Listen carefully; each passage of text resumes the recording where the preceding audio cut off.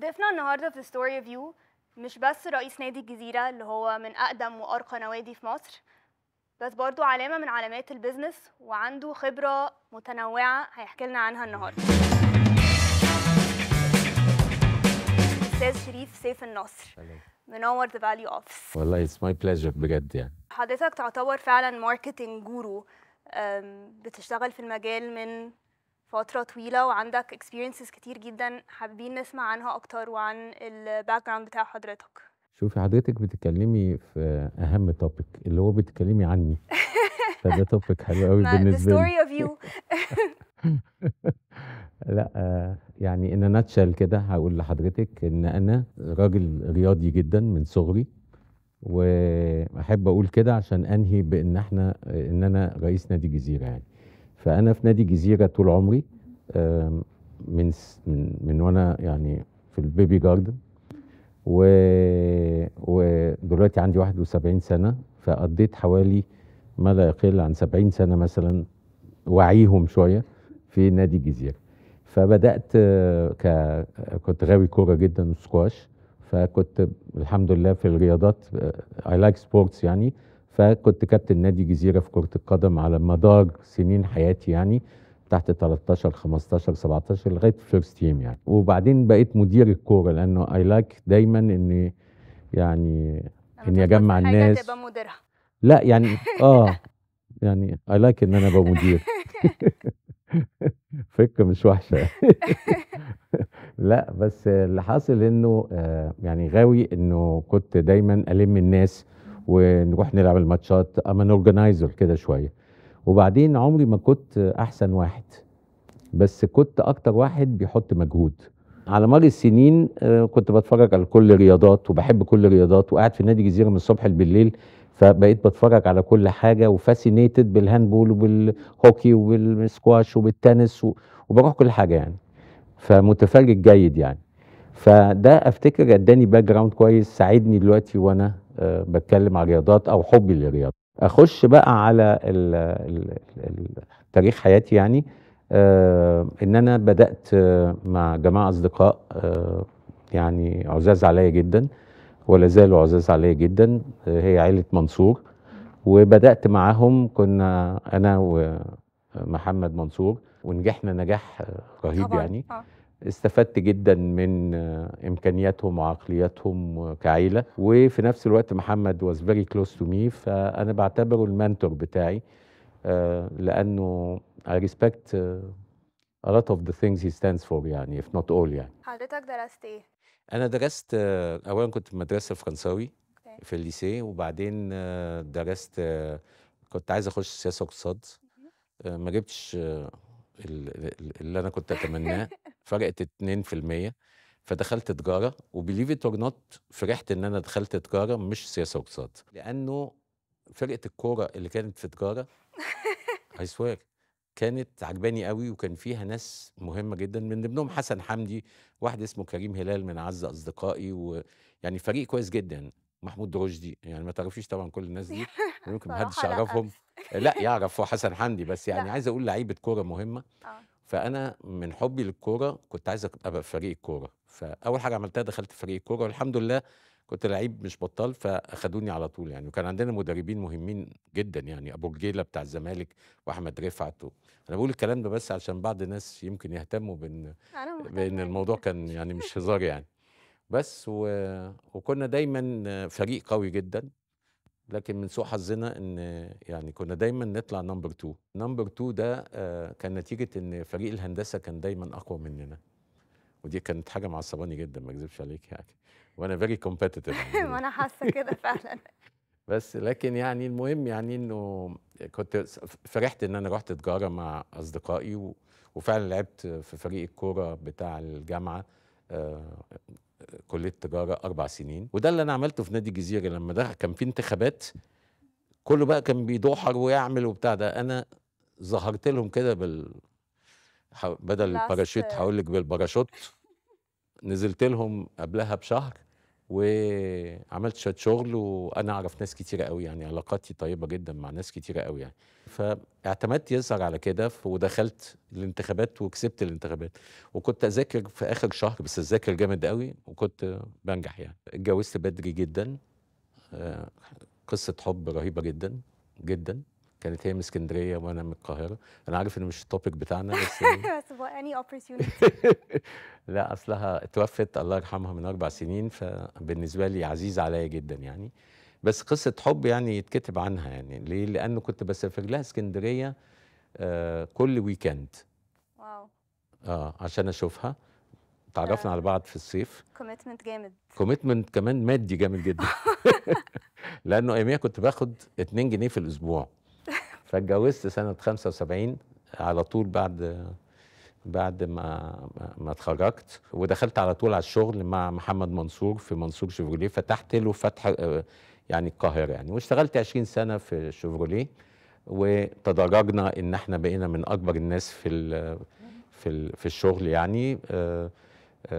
وابتدينا نجيب براندات تانية، ابتدينا نجيب اوبل، ابتدينا نعمل كده، وربنا قدرني ان انا يعني I did well. وكنت ماسك الماركتينج والمبيعات. مظبطين جيم هنسأل حضرتك فيها شوية أسئلة علشان نعرف برضو أكتر عن your story والجيرني بتاعت تحت امرك، حضرتك. تحت امرك. هنروح هناك. شو يلا بينا. هنلعب دلوقتي سبارك او. هي نفس الرولز بتاعت الاكس او، بس حضرتك هتكون السبارك، وقبل ما تحط السبارك على اي بوكس هناخد الورقة نسأل السؤال اللي فيها. اوكي. اتفضل.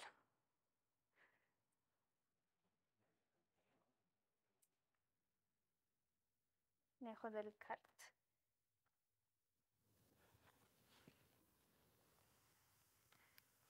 لو قلت لحضرتك كلمة achievement، ايه أول حاجة بتيجي on your mind؟ كل اللي انا اتمنى اعمله في حياتي. مش اللي حضرتك عملته؟ لا لا، اللي انا عملته راح. واللي انا عملته I'm very proud of. لكن وانا بعمله ما كانش في بالي ان انا بعمل حاجه. فوجئت ان بعض الناس بيقولوا برافو، قالوا انت عملت حاجه. قلت خلاص، بدل مصدقين بقى انا عملت حاجه، احلى كلام يعني. لكن achievements بجد بالنسبه لي is all what I want to do. انا عايز انجح لسه، عايز اعمل حاجات جديده خالص. وانا عندي 71 سنه، I'm still thinking ان انا لو ربنا اداني وقت ان انا احاول اعمله. وبيج بروجكتس وبيج حاجات، لانه مع الوقت اشتغلت مع ناس يعني بيشتغلوا بارقام كبيره جدا، فتعودت على الارقام الكبيره. وده عيب من العيوب، لانه ابتديت تو اكت اكوردنجلي. يعني ممكن ابقى ماشي. standards اللي بقت لا لا، ممكن ابقى عالية. ماشي مثلا فاكر ان انا مليونير وانا ما عنديش اكمل الشهر يعني. لكن لا يعني اتعودت على الارقام وعلى المليارات وعلى الملايين وحاجات كده. معيش الكلام ده، لكن بحاول احققهم وبحققهم مع الناس اللي بشتغل معاهم. انا اما تيم بلاير، فمؤمن بالتيمز. وبالتالي الاتشيفمنتس اللي عايز اعملها، عايز اعمل حاجات كبيره سواء في التطوير العقاري، وعايز اعمل نوادي. نوادي بالاس، كلابز اس. كنت دايما يقولوا لي تعالى نعمل اقول لهم كلابز اس. اللي مش عايز يتكلم معايا بالاس ما يتكلمش خالص بقى. وانا ما عنديش ساغ اعمل كلاب ولا السي بتاعت الكلاب يعني.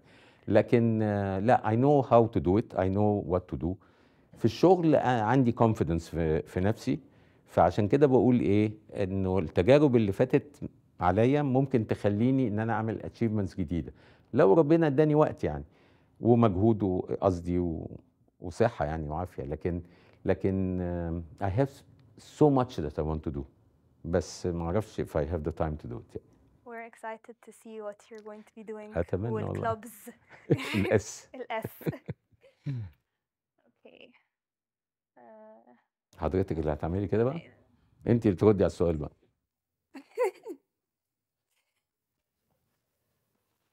ازاي حضرتك بتبالانس ما بين انك تطور النادي وفي نفس الوقت تناسب الترندز اللي موجودة دلوقتي؟ ما ده بقى زي ما كنت بقول لحضرتك يعني من شويه، ده البارادوكس. هو كلمه بارادوكس يعني انا بستعملها بنظريه ان خلف خلاف، على راي عادل امام يعني. اتنين مش راضيين عن بعضهم. ان يعني انا عايز ادير النادي طبعا بالشكل اللي الناس متعوده عليه واللي ينتظروه، لانه عندهم يعني expectations، والمفروض الواحد to meet their expectations، وده السبب اللي انتخبوني او انتخبوا اخرين. اما الترندز ففي ترندز جديده انا اتمناها. ف زي ايه؟ لا يعني كل الالعاب الجديده، كل السوشيال اكتيفيتيز الجديده، زي ما كنت بقول لحضرتك كنت اتمنى ان انا اعرف ارجع الشباب لنادي الجزيره، لانه نادي الجزيره كبر، كبر بقيمته طبعا وعراقته. يعني من سنتين كنا بنحتفل ب 40 ب سنة 140 سنه. كنت عايز احتفل عشان انا بحب الاحتفالات. honestly هقول لك ليه، هدخلك في موضوع تاني بس واهرب من حضرتك كنت السؤال. بتقولي عندك خطة انك ترجع الشباب تاني في النادي، اه ان هما يشوفوه اكتر من ودي مجرد جزء من مكان بلعب الترندز، فيه ان انا رياضة. افهم الترندز بتاعت اه الشباب، وهي مختلفة عن الترندز بتاعت الناس الأكبر سنا اللي معظمهم موجودين، اللي بيجوا النادي كل يوم. وخلي بال حضرتك الشباب انفض عن النادي وبعد، وبيجي يلعب رياضة بس ويمشي، وبيجي بدري قوي علشان بيروح شغله، فتلاقي ناس جت الساعة 6 الصبح و5 الصبح و7 الصبح. النادي عبارة عن كل ساعتين في ناس جديدة صفة ناس خالص بتخش بتدخل. وتمشي. they don't see each other، اه ما بيشوفوش على بعض. حسب بقى الديفرنت، فبقى اه في لايف ستايلز سيجمنتيشن رهيب متنوعة جدا، وناس في كتير. الجيم وناس بيعملوا سكواش وناس بتعمل يعني الالعاب الجديده بتاعتكم دي. وطبعا الجيم يعني is a very important طبعا. place، وفي socializations جامده جدا. و فالمهم يعني انه بيجوا بيلعبوا شويه ويمشوا. احنا زمان كنا بنقضي اليوم كله، وخصوصا لما ما كناش بنشتغل. وانا ببص على الشباب، مش الشباب اللي في سن حضرتك فقط، لا انا ببص على لما بيبقى في توينز وفي 12 سنة وفي كذا وبيبتدوا. وعشان كده بهتم بالرياضة جدا، وبهتم ان انا اعمل فرق رياضة تو اتراكت بيبل من خلال الرياضة. وده المنطق الطبيعي في النادي، يعني قبل ما اقول تو اتراكت them بطريقة اجتماعية. رجعت الكورة مثلا، كانوا بطلوها في نادي الجزيرة وانا بلعب كورة، فكانت عيبة يعني. ف لازم يبقى في كورة. لا عملت فرق لكل الاعمار السنيه دلوقتي، وابتدوا يكسبوا، وجبت مدربين كويسين. لسه جايب كابتن هشام يكن بتاع نادي الزمالك. فالمشكله بتاعتي دايما هي ان you cannot manage anything، لا اداره بدون فلوس. فما معكيش فلوس هتبقى ادارتك دايما تعبانه ومهكعه. يعني معاكي فلوس هتقدري تعملي كل اللي المفروض تعمليه باي ذا بوك علشان تنجحي يعني. ومش هتضطر تبسط فئة واحدة من you'll be able to بالظبط please كده. more people. فانا مهمتي ان انا اسعد كل الناس في النادي، يعني that's the optimum. يعني ان الناس الكبيره تبقى مبسوطه، ان الناس الصغيره الشباب، ان الولاد الصغيرين اغير لهم الالعاب واعمل لهم حاجات.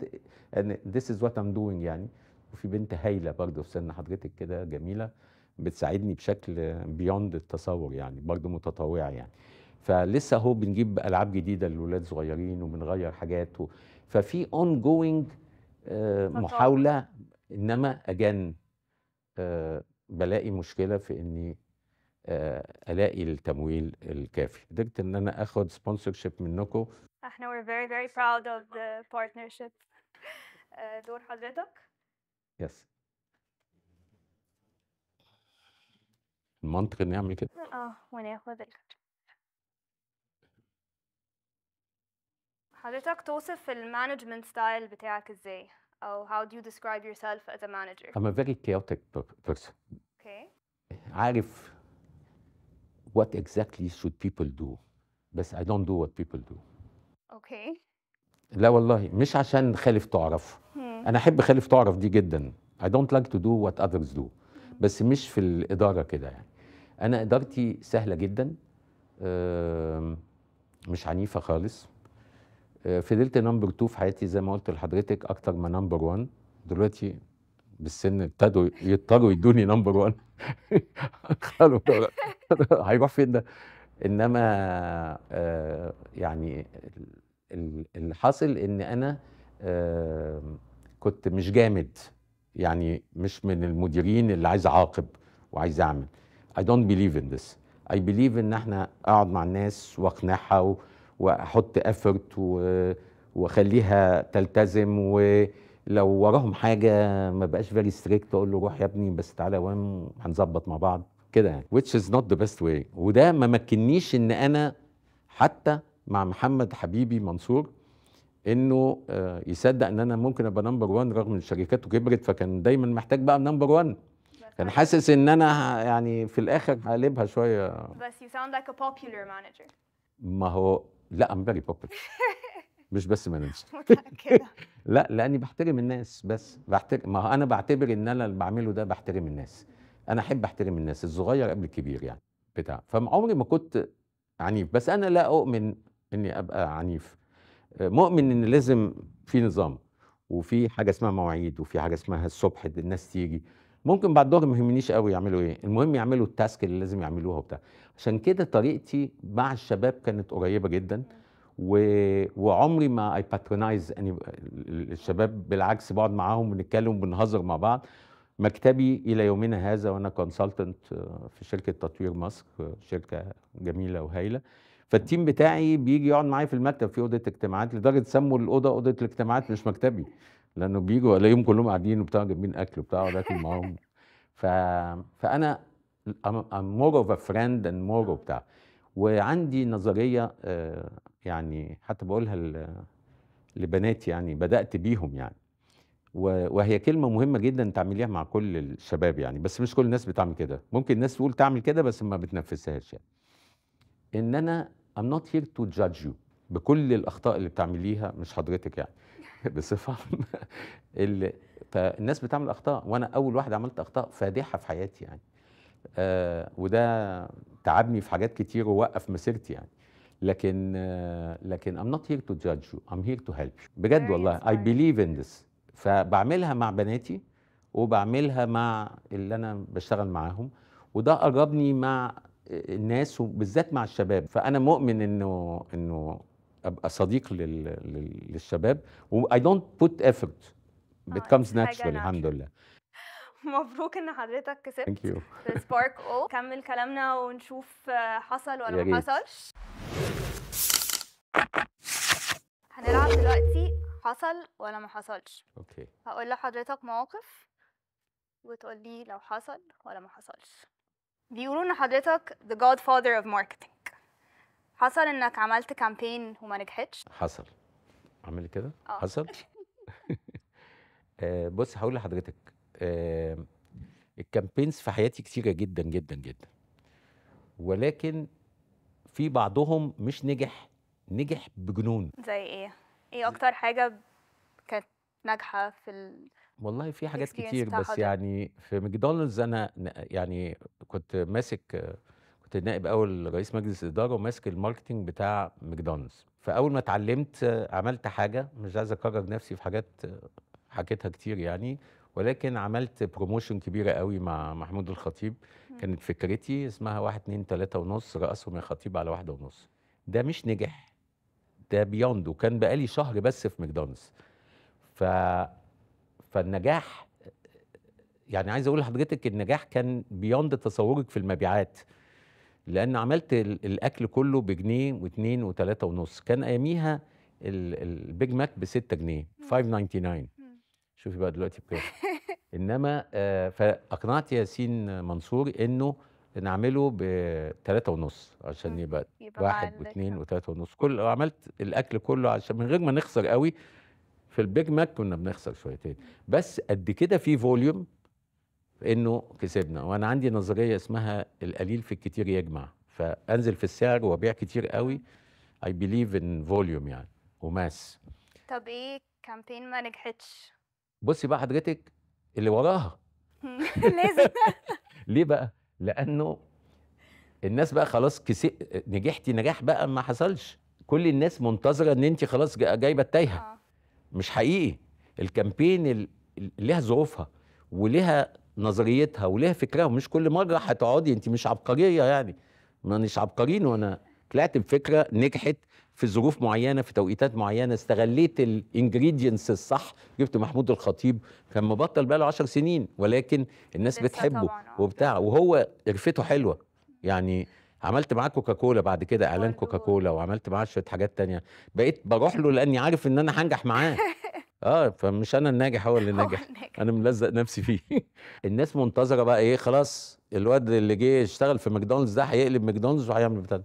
فيقولوا لي فكر في حاجه، فاللي وراها بتبقى عاديه، يعني مش فاشله، بس مش بتاع. ولا انت عايزه الفاشله؟ عايزه اكتر واحده فشلت. اكتر واحده فاشله؟ اه. عيب ان انا اقول لك ما فشلتش ابدا. لا بصي، في حاجات مش فاشله، في حاجات بتعدي مر الكرام. اخاطر واحاول اعمل حاجه، لو ضربت بتبقى حظ، ربنا وفقني فيه وقرفه وانجريدينتس جت مع بعضها. لكن اي ميك شور ان انا ما اوصلش لدرجه ان انا اعمل حاجه تبقى الناس تنتقدني او تقول ايه القرف ده. فبتعدي، لكن ما حدش بيقول لي ايه القرف ده، بس. او ما حدش قال لي، يمكن كان بيقولوا من ورايا. ما اعرفش بقى بصراحه. عمر حضرتك غيرت حاجه كنت مقتنع بيها عشان تتأقلم مع ترندز؟ يبقى حصل برضه. برضه حصل. انا مؤمن بالانسايتس، انه اكتر حاجه مقنعه بالنسبه لي الكومن سنس والانسايت. لما حد يبقى بيقول حاجه تلقطيها، مم. زي 1 2 3 ونص دي، انا سمعتها في الكوره، في المدرجات، ما كانتش اغنيه على فكره، استعملتها انا بطريقه تانية يعني. فالترندز والانسايتس مهمه جدا، انه في ناس طبعا متعوده ان تتعايش مع الترند الجديد ده. مم. طبعا مش لازم يبقى دمك تقيل انك انت في الاخر تعملي بقى اللي كل الناس هيعملوه، فانت بقيتي دمك تقيل بقى بتعملي كده. ده المنتظر، كله بيحب البادل، يبقى احنا بتوع البادل يعني. اهلا بيك، خلاص كلنا هنتكلم بادل. انا بقى يعملوا بادل اروح مدور على لعبة تانية قريبة من بيكل البادل يعني. بول.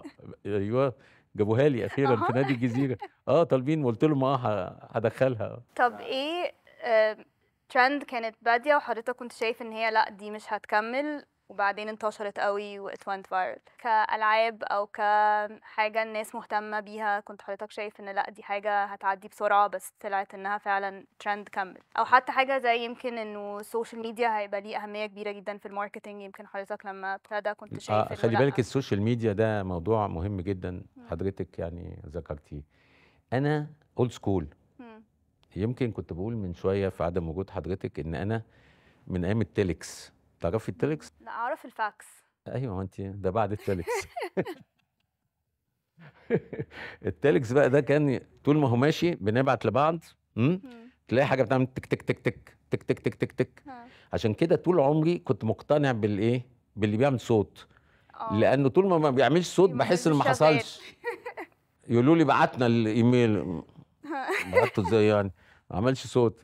عجبتني بقى لما ابتدى يعمل في الاخر اه كده، اروح معلي الصوت عشان اقتنع انه راح. فالترندز اللي حضرتك بتقولي عليها دي، يعني انا جاي من بعيد قوي، وبالتالي عشان اواكب السوق واواكب الاحداث كنت بشوف الشباب بيعمل حاجات معينه، لغايه ما انا كنت اصلا ببيع، انا اعمل اعلانات واحطها في التلفزيون، وقبل المسلسل وبعده، نظام قديم قوي يعني. وبعد كده ومشيت فيه واتعلمته، وكان عندي شركه دعايه واعلان اسمها برومو 7. فجاه لقيت في الترندز اللي حضرتك بتقولي عليها ده سوشيال ميديا. فالسوشيال ميديا دي زمان وهي بادئه من زمان كانت فاشله جدا، مم. ومحدش مهتم بيها. وانا ذات نفسي ما كنتش مهتم بيها، لانه عارف انها اتس كامينج اب اند كامينج، لكن مش مش وقتها. ميعادها. اتاخرت قوي، قعدت يعني انتوا بالنسبه لكم ما اتاخرتش، لكن انا بالنسبه لي عشان بقالي زمان شفتها بال10 سنين ما بتجيش، فبقيت مش مقتنع انه ده هينجح وده هينجح. من حوالي 10 سنين لقيت ان السوشيال ميديا بقت هي اللي اراهن عليه، وهي اللي عامل لها كل الحاجات الميديا، وهي اللي عامل لها البرودكشن والفيلم والمسلسل والبتاع، كل ده من خلال السوشيال ميديا. فلقيت نفسي ان انا حاجه ما كنتش شايف انها، عارف انها جايه بس مش فاكر انها هتيجي اوام، لقيتها اقتحمت لدرجه موتت الحاجات الاخرى زي ما قالوا، وبقت انجح. وابتديت انا بقى اتعلمها، رحت جايب ناس من شركه مهمه برضو شباب، وخليتهم يعلموني، وعملوا لي اندكشن ودخلوني، وابتديت اعرف ومين بيعمل ايه، ومش عارف ايه سين، ومش عارف مين بيعمل ايه وبتاع، لدرجه ان انا دلوقتي اللي نجحني في في ال6 سنين اللي فاتوا في نادي الجزيره كانت السوشيال ميديا. ومن واحد ملوش في السوشيال ميديا ولا بيستعمل السوشيال ميديا ولا بيستعمل على فكره اللابتوب ولا بيستعمل الحاجات دي، قديم قوي. بقول لك تيلكس دلوقتي بقيت في السوشيال ميديا بالذات في الفيسبوك والانستجرام قوي، لدرجه بيقولوا لي انستجرام ده بتاع الشباب، انت ايه اللي مدخلك فيه؟ طب speaking of نادي الجزيرة، ايه البلانز الكبيرة moving forwards؟ ايه اللي حضرتك نفسك تحققه during your tenure؟ بص، لسوء الحظ ان انا الوقت بيجري بيا سنا وعمرا طبعا يعني، ووقتا وانا في نادي الجزيره. فانا بقالي رئيس سنتين، كان عندي احلام كتيره جدا، اهمها ان انا اعمل نادي جزيره 6 اكتوبر. وزي ما قلت لحضرتك انا بتاع الكلابس، مش في كلاب، فكلهم فاكرين ان انا هعمل نادي جزيره 6 اكتوبر. انا عندي طموح اني اعمل نادي جزيره في التجمع، وعندي نادي جزيره في الساحل، وعندي ان اعمل نادي جزيره ده اخيرا بقى في السعوديه في الرياض، عشان اجيب عمله صعبه. اتس نوت اباوت ان عايز اعمل نادي، كله بيلف ويدور عشان اجيب فلوس، عشان اعمل هيدجنج على العمله بتاعتنا مع الدولار، يبقى في ريكورنت انكم جاي لي بعمله صعبه مع فلوس كتيره جايه من خلال النوادي. والنوادي عمليه مربحه جدا للي يعرف يشتغلها. مشكلتي في نادي جزيره ان محدش شايف الكلام ده خالص تقريبا يعني. الفيجن اللي حضرتك بتتكلم عليها، الفيجن بتاعت ان احنا هنعمل نوادي وهننشئ وبتاع، يقول لي يا عم ما تروح تخلص النادي اللي انت اصلا ما بتاع. لا، انا اخدت نادي كان بقاله فتره واقف، قدرت ان الاقي له تمويل وشغلته وعملته في سنتين. وبعدين الناس اللي كانوا معايا وانا مشيت، الناس اللي كانوا معايا اللي كملوا ما كملوهوش سابوه، فحصل له دروب، بقى شغال بس مش في ازهى صوره يعني. ولما انا جيت قلت هصحيه تاني، عشان اصحيه لازم كابيتال، والنوادي ما فيهاش كابيتال، وبتكلمي ارقام كبيره يعني. يعني نادي زي نادي 6 اكتوبر علشان اعمله، لو عايز اعمله كله على الاقل 1.5 مليار يعني، ولو اشيل شويه حاجات محتاج على الاقل مليار. طبعا مليار بالاسعار بتاعت النهارده، لو بصيتي ورا قبل التعويمين وادي التالت، كنت بتكلم في ان انا محتاج حوالي مثلا 450 مليون. ابتدت الارقام تضرب في 3. فمحتاج تمويل عشان اعمل بقى الموضوع ده. مش عارف ليه ما حدش بيفكر زيي فيه طبعا، لكن مش في النادي قوي، انه انت محتاجه تمويل يعني تعملي يا تلاقي كابيتال، يا تأجري حاجه، يا تبيعي حاجه. مهما عملتي هتلاقي ارقام ولكن مش تكمل الموضوع. وفي نفس الوقت محتاجه احتمال لون، قرض. الناس تسمع قرض وفوائد وبتاع ده هتضيعنا وهتخرب بيتنا الله ايه ما هو اللي ما يعرفش في الموضوع ده ما يتكلمش فيه، بكل احترام والله انا مش بتنطط على حد يعني. انت ما تعرفش الموضوع ده وخايف، اللي خايف يروح بالبساطه دي. هعمل له ايه؟ هقعد اقنعه؟ حاولت اقنع مفيش فايده. فاللي حاصل ايه؟ مش ان انا غاوي استدانه، سموها استدانه حتى. هو كنت بحاول اعمل بريدج فاينانس لمده 7 شهور، موضوع صغير وارقام صغيره وبتاع، لكن انا لما اقول انا هستلف 100 مليون جنيه كان يعني موضوع كبير. فاني واي، عشان تعملي حاجات كبيره محتاجه تمويل كبير، والناس اللي حواليكي مش شايفين اللي انت بتقوليه، وبيليف ات اور نوت. ويمكن كنت بقول لحضرتك من شويه ان الكبار في السن طبعا خايفين انك تعملي مشاكل، زي ما سمعوا عن ناس كتير عملوا مشاكل، فهتخربي بيتهم وهتخربي النادي، وفي الاخر النادي هيستدين وهيروح في 60 دقيقه وهيقعدوا في بيتهم. بيبقوا less willing to take risks. ما فيش حد عايز ياخد الريسك. في resistance للتغيير. وانا حاسس ان it's very realistic what I say. طب انا اقول حاجه بقى، I'm sure، مش بقى متصور، انا متاكد ان انا بعمل الطريق الصح، ولكن لاني كمان اتعلمت في حياتي واخدت خبطات في حياتي، ان انا عارف انه في حاجات ما تتعملش، وفي حاجات لازم تلعبيها فيري سيف سايد، وكل ده انا عارفه. ولو الفايده عليت اقف زي ما عليت دلوقتي، ولو ما عليتش اكمل ومستني ان انا اشوف ازاي لما تنزل هكمل. فانما الصغيرين برضو، الشباب اللي زي سعادتك، برضو بعضهم مش شايف انه اي حد ياخد ريسك، وانه يعني يمكن يفهموني اكتر. مين بقى اللي بيفهموني؟ مين؟ بتوع البيزنس اللي بيديروا اللي بيشتغلوا، طالما في ناس بتدير ونظريه مخابه مستشار، ان انا برجع لناس كتيره جدا كلها مؤهله، وبيجي لي واحد يقعد معايا: ايه اللي انت هتعمله فينا ده؟ فاقول له: حضرتك بتشتغل ايه؟ يقول لي: انا في بنك. قلت له: ازاي انت بتشتغل في بنك وجاي تقول لي انه مش المفروض اخد قرض؟ انت في مكان خطأ، انا شخصيا ما عينكش في البنك ده. اخر حاجه عايزه اسالها حضرتك، كنت بتتكلم ان حضرتك بتحب تمنتور وتادفايز الشباب، ف words of advice للشباب اللي بيبدأ الكارير بتاعه based على الاكسبيرينس بتاع حضرتك، ايه ال lasting thoughts؟ شوفي، هقول بس حاجه تاني: انا مش بحب تو منتور وبحب اني بتاع ده. الشباب بيحب ان حضرتك to mentor them. الشباب بيجي لي اوكي. وانا مرحب جدا بيهم جدا، لانه زي ما بقول لك احتمال ده حاجه انا محتاجها، ان اي لايك تو هيلب بصفه عامه. ولما حد يبقى في زنقه احب اني اكون عند حسن ظنه قدر امكاني. طبعا ام نوت جاد، فدي اللي بصطدم بيها طول النهار. I cannot help everybody يعني. I try as much as I can. لكن بالذات بقى في حاجات بسيطه، انه I spend time. انا من النوع اللي I'm willing to put a lot of time لناس عشان محتاجين حاجه، احاول اكون عند حسن ظنهم. يعني لدرجه الناس تزهق مني شويه. يعني في ناس تقعد معاكي وبعد نص ساعه يقول لك الموضوع ده انتهى، او طول ما انت قاعده يبص في ساعته. مش كده، ما عنديش ساعه. انما انا من النوع اللي ام ويلنج ان انا اقضي وقت لدرجه ازهقك، انك بتقولي يمشي بقى ونخلص خلاص، انا فهمت ان انا ومش هعمل كده تاني. ايه الحاجة اللي ممكن حضرتك تقولها دلوقتي للشباب اللي بيبدأ الكارير بتاعه؟ Don't let go. دايما انا كنت بحاول اني اخش في موضوع وامسك فيه، والاقي احباط والاقي مقاومه والاقي حاجات فاشله، وفي حاجات فشلت جدا ولكن قاومت واي بوت افورت وبتاع ده. فمعروف شويه سلوجنز كده مقتنع بيها، انه دونت ليت جو. كملوا، وهتلاقوا سات باكس في حياتكم، وهتلاقوا المنطق sooner or later يعني. أستاذ شريف، thank you very much, very inspiring and entertaining ميرسي يا فندم، ده discussion. شرف ليا والله. ثانك يو سو ماتش. وبشكر طبعا يعني عزومتكم ليا في مكتبكم الجميل ده، ان فاليو، وكلمه فاليو كلمه كبيره قوي على فكره.